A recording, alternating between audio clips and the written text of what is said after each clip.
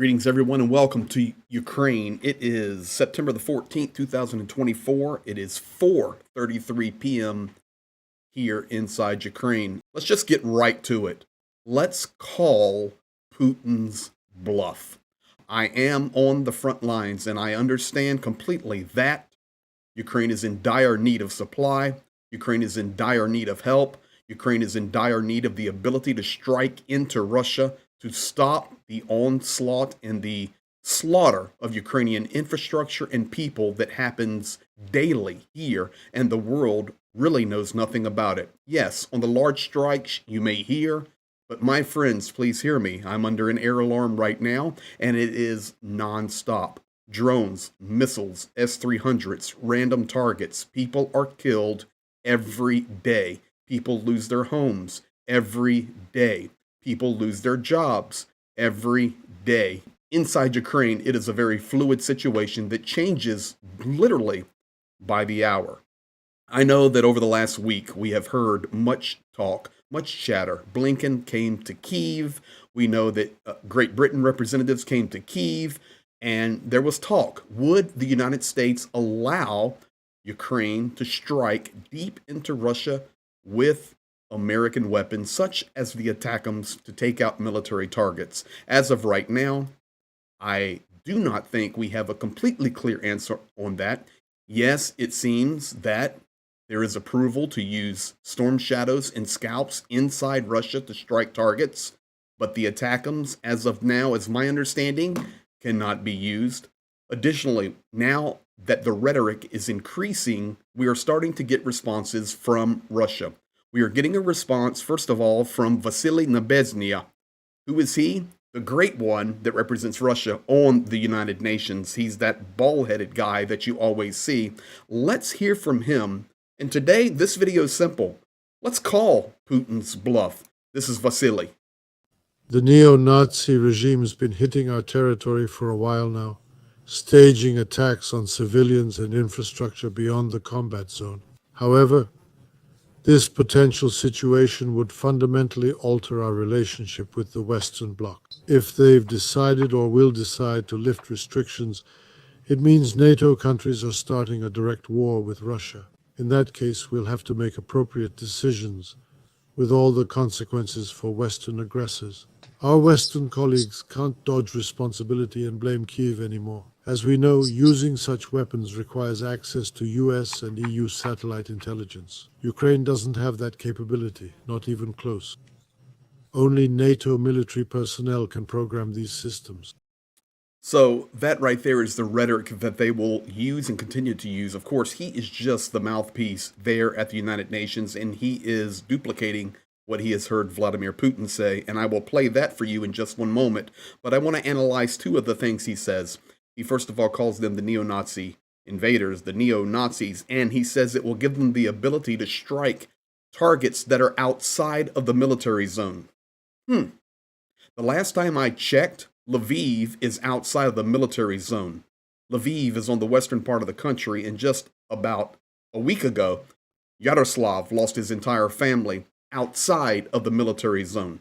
The front line, the zero line, even if we include the Kursk area now, where Russia has received an incursion for the first time, where Ukraine is doing a great job. Yes, Russia is counterattacking, but Ukraine is standing strong there. That's across from the Sumy Oblast and of course, the Chernigiv region and Oblast up on the northern side that borders Russia and Belarus.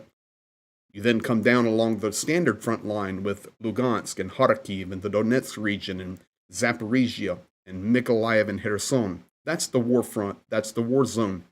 Take it from the zero line, back it out 100 kilometers, 150 kilometers, fine. But folks, you then shoot missiles 800 kilometers across Ukraine into Lviv, but you want to accuse Ukraine of striking targets outside the military zone. I've got news for you. Let's call Putin's bluff.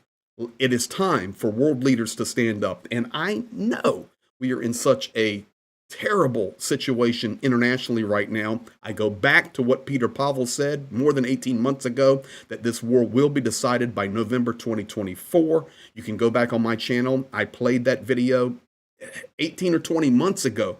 The man was a prophet, Nostradamus. He called American elections upcoming. He had no idea who the candidates would be. We know now it's Donald Trump and Kamala Harris. He didn't know anything about that. I'm sure that he thought it would be Joe Biden running again versus most likely Donald Trump. But any of that is regardless. It is the political season in the United States, and the United States through November will be very slow with any commitments. We then tag along with that the commitments that come and go out of Europe that are in constant flux. We see struggles with Poland and Ukraine, Poland and Russia, Germany, Russia. We talk about peace initiatives, this Chinese initiative, the words from Erdogan. All of this brings chaos to this world. Peter Pavel proving to be a prophet, to be quite honest. Now, let's just do it this way. Call Putin's bluff. Release Ukraine to defend themselves and supply them. Let's call the bluff. But for that, we need world leaders to stand up, to take the bull by the horns and lead. That's what a leader does. A leader leads. What bluff do we want to call? How about this one? Recently, we've been hearing a lot about the UK and US discussing the possibility of Ukraine striking deep into Russian territory with Western long-range weapons. It seems this decision is either about to be made or has already been made. This is, of course, an extraordinary development. I'd like to comment on what's happening. It's not about allowing or forbidding Ukraine to strike Russian territory. They're already doing so with drones and other means, but using Western long-range precision weapons is a different story altogether. I've mentioned this before, and experts both here and in the West would confirm the Ukrainian army isn't capable of using these advanced Western long-range precision systems effectively. It's only possible with satellite intel Ukraine doesn't have. This data is from NATO, EU or US satellites, that's first. Second, crucial point, only NATO troops can input flight plans for these systems. Ukrainian soldiers can't do this, so it's not about letting Ukraine strike Russia or not. It's about NATO's direct involvement in the conflict. If approved, it means NATO, US and EU are fighting in Ukraine. That's direct participation. This drastically changes the conflict's nature. It means NATO, US and Europe are at war with Russia. If so, given this shift, we'll act based on the new threats. There you have it, guys. He calls it. NATO, EU, and the US, if they allow this, are at direct war with Russia. So you know what we say today? Call Putin's bluff. Supply Ukraine.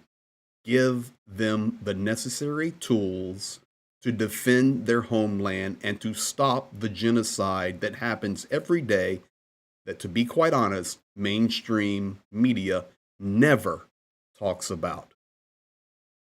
Call their bluff.